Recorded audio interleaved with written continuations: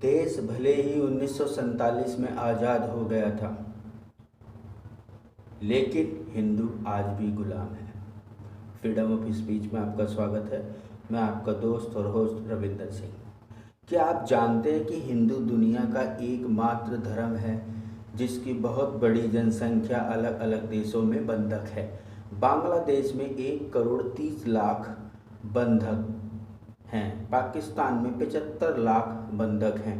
बाकी इस्लामिक देशों को जोड़ लें तो ये कई लाख और बढ़ जाएगी। आप सोचने पे मजबूर हो जाएंगे कि इतनी बड़ी जनसंख्या और बंधक कैसे बन सकती है। दुर्गा पूजा पर बांग्लादेश में मंदिर पर हमले, हिंदू के नरसंहार के बाद वहां की प्रधानमंत्री शेख हसीना ने जो बयान दिया वो आपको जरूर सुनना चाहिए।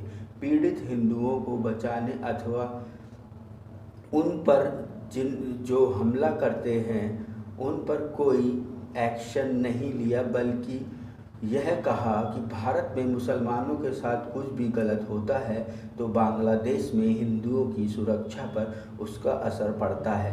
इसीलिए भारत को ध्यान रखना चाहिए वहाँ मुसलमानों को कोई भी समस्या ना हो।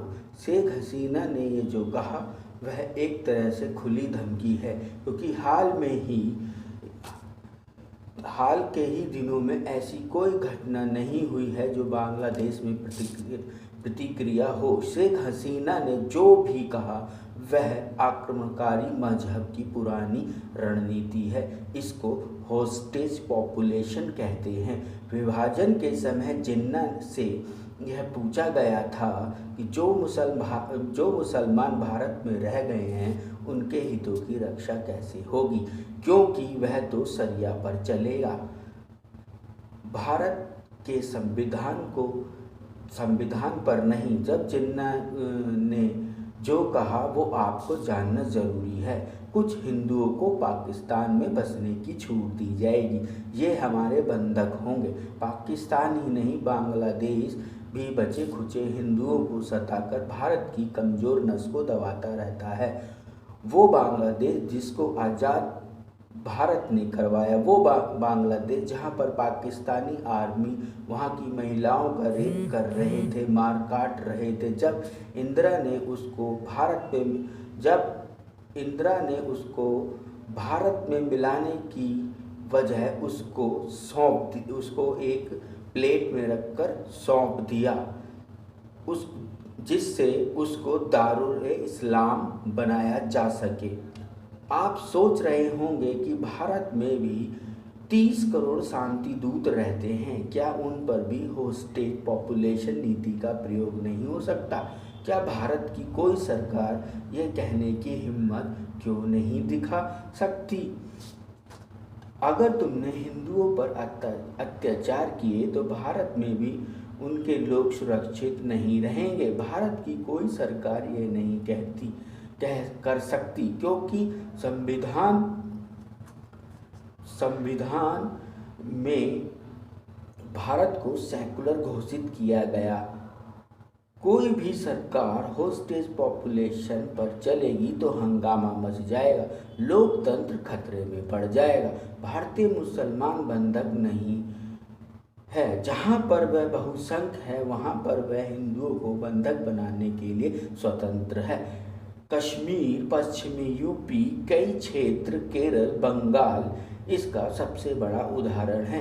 इसी कारण आए दिन हिंदुओं के पलायन की घटना होती जा रही है। वास्तव में भारत का संविधान हिंदुओं की रक्षा की कोई गारंटी नहीं लेता और इसी के चलते सरकारें हिंदू विरोधी हैं। जो सुप्रीम कोर्ट मुसलमानों पर अत्याचार की अफवाहों पर संज्ञान ले लेता है, वह हिंदुओं के नरसंहार पर भी कुछ नहीं कहता। हिंदुओं के वोट से चुनकर आई सरकार भी कांग्रेस की उसी नीति को आगे बढ़ाती है। क्या शेख हसीना के बयान पर भारत सरकार को कोई कड़ी प्रतिक्रिया नहीं देनी चाहिए थी? भले ही देश 1947 में आज़ाद हो गया हो, लेकिन आज भी हिंदू गुलाम है। सरकार, सुप्रीम कोर्ट हो, सबका एक ही काम है, वह सुनिश्चित करे कि हिंदू अपने साथ अन्याय के विरुद्ध आवाज ना उठा पाए और बराबरी के अधिकारों की मांग भी ना करे। क्या आपको यथा स्थिति मंजूर है? तो मास्टर स्ट्रोक के झूठे दिलासों पर खुश होना बंद कीजिए। उन लोगों से पूछो जो सत्ता के नशे में भूल गए हैं कि उनको गद्दी पर बिठाया किसने और क्यों गया था। तो फ्रीडम ऑफ स्पीच में आज इतना ही। अगर ये वीडियो आपको पसंद आया हो तो कृपया लाइक, शेयर, कमेंट्स जरूर करें। धन्यवाद।